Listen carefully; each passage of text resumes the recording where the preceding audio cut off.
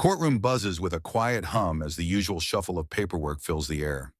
The overhead lights hum faintly, casting a sterile glow across the room, highlighting the worn wooden chairs and polished marble floors.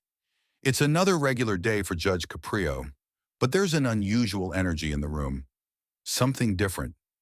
As the door opens, the sound of footsteps on the cold floor echoes throughout the space. A young man steps in, hesitating at the threshold. His name is Ryan, a familiar face to Judge Caprio, but this time there's something noticeably different. Gone is the defiant teenager who had once stormed into the courtroom months ago. The posture is stiffer now, the nervousness palpable. Ryan looks around briefly, eyes darting from the judge to the floor, before walking toward the defendant's chair. He's in his early 20s now, dressed neatly in a button-up shirt, a stark contrast to the hoodie and torn jeans he wore the last time he was here. His hair is neatly combed, and his face is freshly shaven. His appearance alone shows the growth, the change that's taken place since he last stood in front of Judge Caprio. But there's still an underlying tension, a nervousness that won't fully leave. Judge Caprio eyes him for a moment, his gaze sharp, but soft with curiosity.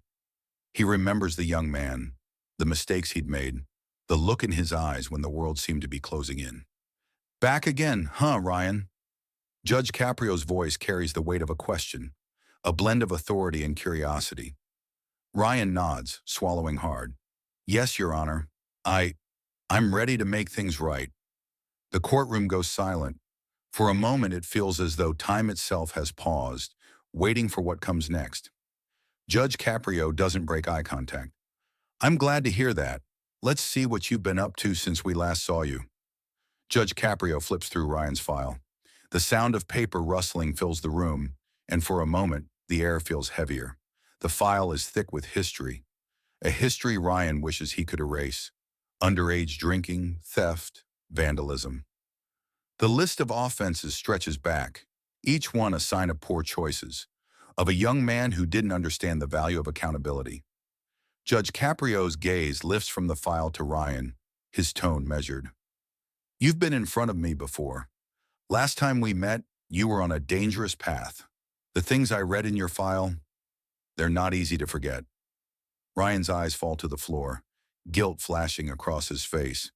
The weight of his past is heavy on him. I know, Your Honor. I was lost. I didn't see how far I'd fallen until it was too late.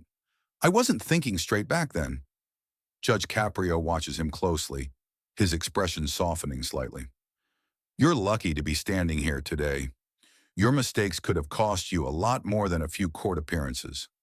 So tell me, why should I believe this time will be any different? The room is still, the silence pressing in as Ryan's breath catches in his chest. He knows what's at stake, what this moment could mean. Ryan takes a deep breath and lifts his head. This time, his gaze meets Judge Caprio's without hesitation. There's determination in his eyes, a quiet strength in his voice. I've been sober for 6 months now, Your Honor. I've been working full-time at a mechanic's shop. I even got my GED. I've been doing everything I can to stay on track. He reaches into his bag and pulls out a small folder, placing it carefully on the judge's desk. It contains letters, certificates, and proof of his efforts. A letter from his employer commending his work ethic, a certificate for completing a sobriety program, a clean record for the past 6 months. His hands shake slightly as he gestures to the folder, the vulnerability evident in his actions. I've been attending therapy too, Ryan adds, his voice cracking just a little. I don't want to go back to who I was. Judge Caprio picks up the folder, flipping through the papers. His eyes scan the documents, taking in each piece of evidence. The proof that Ryan has done more than just say he's changed. The judge's gaze softens as he reads a letter from Ryan's counselor, detailing his journey of self-awareness and growth. Ryan sits still, his body tense, waiting for the judge's verdict. After a moment, Judge Caprio looks up from the folder, his eyes steady. You've made some real changes, Ryan. That's not something many people can say. Ryan's heart beats faster as the judge continues. But change isn't just about the past. It's about consistency. It's about what you do when no one's watching. Can you keep this up? The room feels smaller now, the question hanging in the air like a challenge. Ryan doesn't hesitate this time. I can, Your Honor. I will. Judge Caprio leans forward, his eyes focused, as if weighing the very core of Ryan's character. The courtroom feels still, the silence pressing in as the decision looms. You've shown me that you're capable of more than I thought possible, Judge Caprio says, his voice steady but filled with a quiet respect. I'm going to dismiss your charges today, Ryan, but don't think this means you're off the hook. This is your chance, a real chance to continue proving yourself.